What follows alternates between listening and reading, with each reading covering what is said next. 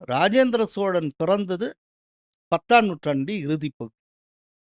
வரலாற்று ஆசிரியர்கள் என்ன சொல்றாங்கன்னா, கிபி 971ல ராஜேந்திர சோழன் பிறந்தார். மறைந்தது 1044.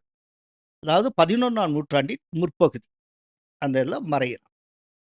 இதுல ராஜேந்திர சோழன் 1014 பட்டம் ஏறுகிறார். அரசனாக முடிசூட்டிக் கொள்ளுகிறார். அதுக்கு அப்புறத்துலேருந்து அவர் இறக்குற வரை எல்லாமே வெற்றி பயணம். 1017ல அவருடைய முதல் படையெடுப்பு குடமலை நாடு அப்படின்னு சொல்லப்படுற கேரளத்தை நோக்கி செல்லுகிறது. கேரளம் முழுக்க அவர் கைப்பற்றுகிறார். அதே போல 1018 கிபி 1018ல மாலத்தீவையும் லட்சத்தீவையும் அவர் வெல்லுகிறார். அதுக்கு அந்த காலத்துல அவரை வென்று விட்டு ஒரு பேரும் வச்சார். முன்னீர் பழந்தீவு பன்னீராயிரம் அப்படின்னு. பன்னீராயிரம்னா 12,000 தீவு கூட்டங்கள் கொண்டது. முன்னீர்னா 3 கடல் சந்திக்கக்கூடிய இடம். பழந்தீவிட மிக பழமையான.